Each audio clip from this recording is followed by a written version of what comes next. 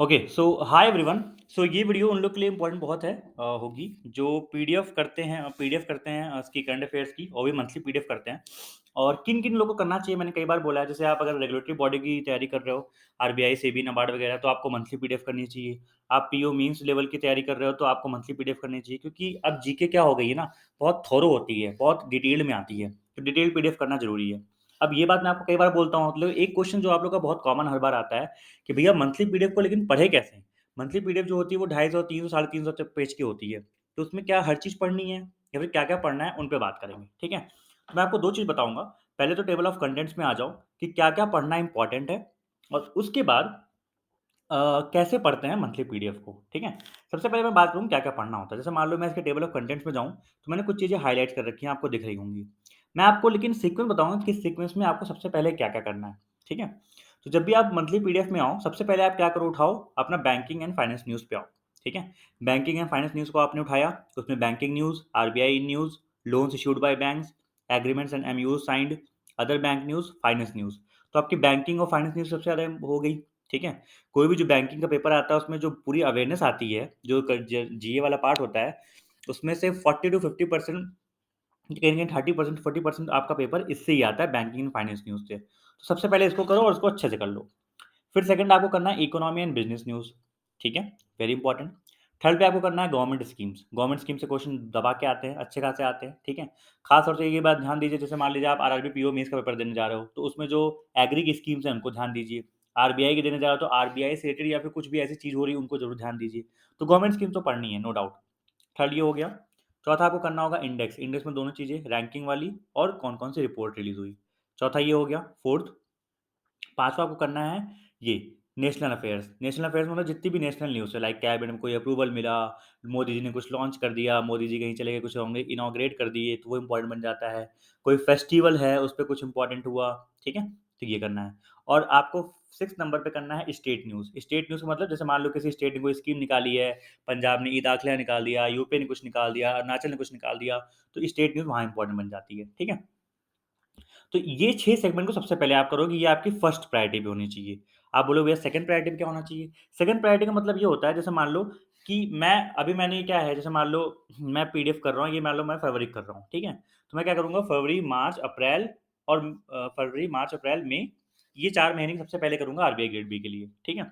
तो जिसमें ये आपका जो फरवरी वाला है, ठीक है, इसको करेंगे और सॉरी मतलब हाँ, इस मंथ का करेंगे और उसके बाद 1 सेकंड मैं पता नहीं क्या बोल रहा हूँ। हाँ, ठीक है, तो ये हो गया फरवरी वाला। अब इसमें मैंने ये इम्पोर्टेंट बता दिए। अब आप बोलोगे भैया इसके बाद क्या? इसके बाद आपको सेकंड प्रायोरिटी पे रखना है जो इनकी और चीज़ें हैं, लाइक एमओयूज़, एग्रीमेंट्स हो गए, वैसे ये भी इम्पोर्टेंट है, ठीक है?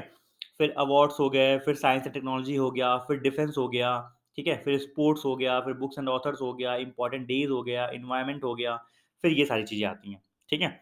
आप बोलोगे कितना टाइम लगना चाहिए आइडियल भैया अगर देखा जाए तो? तो देखो जो आइडियल टाइम है एक मंथली पीडीएफ को करने के लिए, मैं अगर ये मान चलूँ कि आप एटलीस्ट 25 पेज डेली कर रहे हो, तो ये जो 260 पेज की पीडीएफ है 10 दिन में हो जानी चाहिए, ठीक है? और 25 पेज मेरे हिसाब से आप कर लोगे अगर आप फास्ट रीड करोगे और साथ में हाइलाइट करते जाओगे, क्योंकि बाद में रिवीजन भी करना है, ठीक है? नाउ अब स्टार्ट करते हैं, जैसे मैं आपको दिखाता हूँ क्या-क्या पढ़ना होता है, कैसे हाइलाइट करते हैं। बैंकिंग एंड फाइनेंस न्यूज़ पे यहाँ चलते हैं। मैंने ये थोड़ा-सा भी पढ़ रखा है, उसको हाइड कर रखा है अभी।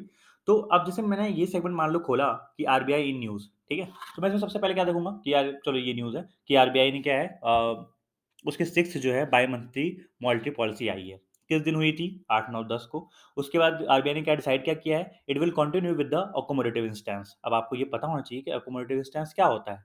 तो नीचे इन्होंने दे रखा है कि जो मॉनेटरी पॉलिसी होती है उसके 4 इंस्टेंस होते हैं, डॉविश, हॉकिश, अकोमोडेटिव एंड न्यूट्रल।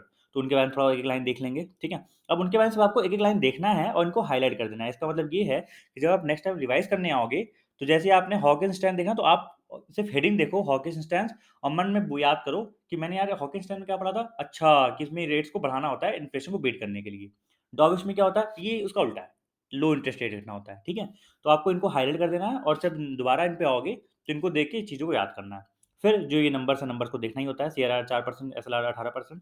फिर आप आगे बढ़ जाओ, जो छोटी-मोटी बातें लिखी हैं, इनको भूल जाओ, ठीक है? ऐसा वही भूल जाओ, भूल जाओ, भूल जाओ। ना ये जो इन्फ्लेशन वाला है, ये जो सारे पॉइंट्स हैं, ये आगे आपको टेबल में मिलेगा, जब इन्फ्लेशन और ये इंडेक्स वगैरह पढ़ रहे होंगे, तो यहाँ पे अभी छोड़ सकते हैं। आगे बढ़ते हैं फिर जो और चीज़ें हुई, जैसे एनहांसमेंट हुआ किसका?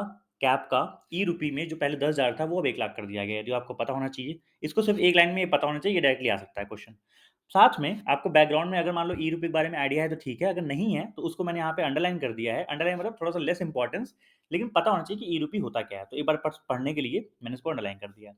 बाकी तो छोड़ दो, छोड़ दो, छोड़ दो, छोड़ दो, फिर आगे बढ़ते हैं। एनहांसिंग नाच मैंडेट लिमिट फॉर टीआरडीएस सेटलमेंट्स, आपको ये पता होना चाहिए, ये आ सकता है। अब आपको थोड़ा-सा इसमें टीआरडीएस पता होना चाहिए और अनाज होता क्या है ये पता होना चाहिए। तो इसके बारे में पढ़ लो, कुछ नहीं हाइलाइट करना, ना ही कुछ रीड करना है, ठीक है? सिर्फ़ जिससे जब दोबारा आओ तो यहाँ पे एक बार बस नज़र पड़ जाए।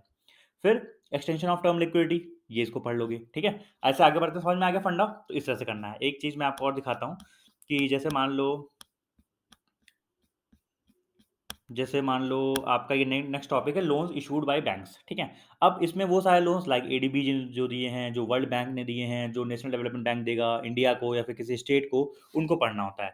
अब उनको पढ़ने का देखो मैंने तरीका क्या बताया कि आप यहाँ से पढ़ लो, यहाँ हाइलाइट कर लो और साथ में एक जो है ना चार्ट बना लेना, या तो किसी ए4 शीट पेपर में या फिर अपनी जो आपकी नोट्स होंगे जीए के, उसमें सिर्फ चार्ट बना लेना। जैसे यहाँ पे लिखा हुआ है कि एडीबी ने 2021 में 4.6 यूएसडी बिलियन डॉलर्स लोन दिए इंडिया को, तो आपको पता होना चाहिए।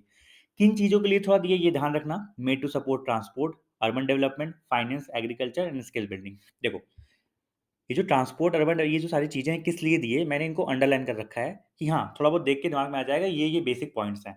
और इसको हाइलाइट कर रखा है कितना अमाउंट, किसने दिया, किसको दिया, किस ईयर में दिया, उसको मैंने हाइलाइट कर दिया, ठीक है? आगे बढ़ते हैं। अब देखो ये जैसे ये वाली न्यूज़ है, वर्ल्ड बैंक और गवर्नमेंट ऑफ इंडिया ने क्या साइन किया है, $115 मिलियन का लोन एग्रीमेंट साइन किया, किसके लिए? रिवॉर्ड प्रोजेक्ट के लिए।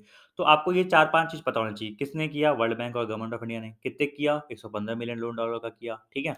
अच्छा, किसके लिए रिवॉर्ड? तो रिवॉर्ड का फुल फॉर्म पता होना चाहिए, मैंने उसको अंडरलाइन कर दिया है, रिजुवेनेटिंग वाटरशेड फॉर एग्रीकल्चर। अच्छा, ये पता कैसे होता है ना, आप ऐसे यहाँ पे राइट क्लिक करोगे और यहाँ पे राइट क्लिक करोगे तो यहाँ पे देखो आता है, ये होता है हाइलाइट करने के लिए, ये होता है अंडरलाइन करने के लिए, ये होता है किसी को कट करने के लिए, स्ट्राइक थ्रू करने के लिए। जैसे मान लो कि मैंने इस पे ऐसे क्लिक किया और मुझे मान लो ये करना है, इसको अंडरलाइन, तो ऐसे कर दूँगा मैं, ठीक है? आपको डिलीट करना है, डिलीट कर दो, ठीक है? नेक्स्ट अब जैसे ये दिया है, किसको-किसको दिया है भाई? रिजुविनेटिंग वाटरशेड, ये पता होना चाहिए, किसको दिया है? कर्नाटका को, ओडिशा को। तो ये पता होना चाहिए कि कर्नाटका को $60 मिलियन, मैं इसको हाइलाइट कर रहा हूँ, और ओडिशा को $49 मिलियन, ठीक है? इसको मैं अंडरलाइन कर रहा हूँ। बस इसमें इतनी काम की बात थी, बस हो गया, आगे बढ़ जाओ। आपको पूरा नहीं पढ़ना, यही तो मैं बोलता हूँ कि मंथली पीडीएफ में आपको बस एक बार देख लेना है क्या-क्या चीज़ें हैं। जैसे यहाँ पे देखो रिवॉर्ड प्रोजेक्ट के बारे में पता है। अगर आपको नहीं पता, थोड़ा-सा यहाँ से आइडिया ले लो कि रिवॉर्ड प्रोजेक्ट है क्या, ठीक है? It is one of the largest watershed management project programmes in the world, बहुत इंपॉर्टेंट है, ठीक है? तो जो इसमें क्या है, साथ में कोई न्यूज़ दी हुई होती है, तो न्यूज़ की पूरी हिस्ट्री भी दी हुई होती है कि वो चीज़ क्या थी, कहाँ से आई, कैसे, तो आपको हर चीज़ बार-बार नहीं पढ़ना, ये आपको शायद 1-2 बार और मिल जाए मान लो, ठीक है? तो आपको हर चीज़ नहीं पढ़ना। आगे बढ़ते हैं। तो इस तरह से हो गया। मैं आपको कोई और टॉपिक दिखाता हूँ, जैसे मान लो कि जियो 4 नेशनल अफेयर्स हो गया। अब जैसे बैंकिंग, फाइनेंस, न्यूज़ हो गया, इकोनॉमिक, बिज़नेस हो गया, इंडेक्स हो गया। चलो इंडेक्स को बता दिया मैंने इसमें। अब जैसे इंपॉर्टेंट डेज़ में चलते हैं। अब देखो इंपॉर्टेंट डेज़ में क्या है? वर्ल्ड लेप्रोसिटी ऑब्ज़र्व कब हुआ? 30 जनवरी को। क्या है? थीम क्या थी भाई? थीम क्या थी? Unity for dignity. इसको अंडरलाइन कर लो या फिर हाइड कर लो, जो भी करना है, ठीक है? अ एक बात ये भी ध्यान रखना कि ये जो मनाया जाता है 30 जनवरी को, ये किसके मनाया जाता है? On the death anniversary of father of nation, Mahatma Gandhi के डेथ एनिवर्सरी पे मनाया जाता है। कुछ और इम्पोर्टेंट बात है इसमें, देखो उसका बैकग्राउंड भी दिया। अब आपको बैकग्राउंड थोड़ा ना पढ़ना है, ठीक है? यही सब चीज़ें होती हैं जो आपको स्किप करनी होती है। देखो इसमें इस न्यूज़ में कितना काम का था, सिर्फ़ ये 2 लाइन काम की है, बाकी ये सब बिल्कुल भी काम का नहीं है, बिल्कुल भी काम का नहीं है। आपसे पूछेगा तो यही पूछेगा वर्ल्ड रिपॉज़िटरी कब मनाया जाता है? उसकी आपको हिस्ट्री जानने की ज़रूरत नहीं है। आपको थोड़ा इंटरेस्ट है तो पढ़ लो कि भाई 1954 में कोई फेमस जर्नलिस्ट थे, इन्होंने जो है इसके लिए मनाया, बस। ठीक है? चलो आगे बढ़ते हैं फिर नेक्स्ट। फिर world neglected tropical disease day कब मनाया गया भाई? 30 जनवरी को। ओके, ये भी सही बात है। अम फुल फॉर्म अगर कहीं पे हो ध्यान रखना, WNTD ये फुल फॉर्म है। और ये भी हाँ, ये थोड़ा इम्पोर्टेंट होता है कि जो 30 जनवरी को इस बार मनाया गया है वो इसका 3rd एनिवर्सरी था, मतलब तीसरी बार मनाया गया है, ठीक है? और थीम, थीम तो आपको पता है कितना इम्पोर्टेंट होता है। तो जब भी डेज़ वाला करो तो आपको पता है 2 चीज़ करनी है। क्या करना है? किस दिन हुआ, क्या नाम है, कौन ऑब्ज़र्व करता है और थीम क्या है? थीम पता होना चाहिए, ठीक है? थीम को अंडरलाइन कर लेंगे। तो इस तरह से आपने क्या किया, डे वाला खत्म कर लिया। तो समझ गए, बेसिकली मैं आपको ये समझाना चाहता था कि आपको मंथली पीडीएफ को किस तरह स्मार्टली करना है। 250 पेज को पूरा पढ़ने बैठोगे ना तो सालों लग जाएँगे, बहुत टाइम लग जाएगा। लेकिन उससे मैक्सिमम चीज़ें स्टार्ट, क्योंकि देखो जो मंथली पीडीएफ होती है ना, मंथली पीडीएफ एक ऐसी पीडीएफ होती है जिसमें कोई भी इन्फॉर्मेशन शायद ही बची रह जाती है, सब कुछ वो डाल देते हैं। तो अगर आपको कुछ भी जानना है, तो सब कुछ आपको यहाँ मिल जाएगा। अब जो-जो आपको इम्पोर्टेंट लगे, काम का लगे, उसको हाइलाइट करते जाओ, अंडरलाइन करते जाओ और दोबारा आके इसको रिवाइज़ कर लेना। इस पीडीएफ को आप कोशिश करो इस तरह से पढ़ो और ये भी करो कि जैसे आपने पढ़ लिया और दोबारा आके इसको एक बार रिवाइज़ करो, ठीक है? जब रिवाइज़ करोगे तो आपको जो हेडिंग्स, हाइलाइट्स हैं वो याद हो जाएँगी। फिर तीसरी बार रिवाइज़ करोगे ना तो आप देखते समझ जाओगे, अच्छा ये लेप्रोज़िट है 30 जनवरी, अच्छा ये इतने तारीख को, ये ऐसा है, ये ऐसा है। तो 3 बार रिवीजन और इस तरह से पढ़ना होता है, ठीक है? सो आई होप आपको क्लियर आइडिया मिल गया होगा, ठीक है? अभी इसको मैं बंद करता हूँ और कुछ सीखने को मिला होगा, कोई और डाउट हो तो कमेंट सेक्शन में बताओ, मैं ट्राई करूँगा आंसर करने का। Bye bye and have a great day.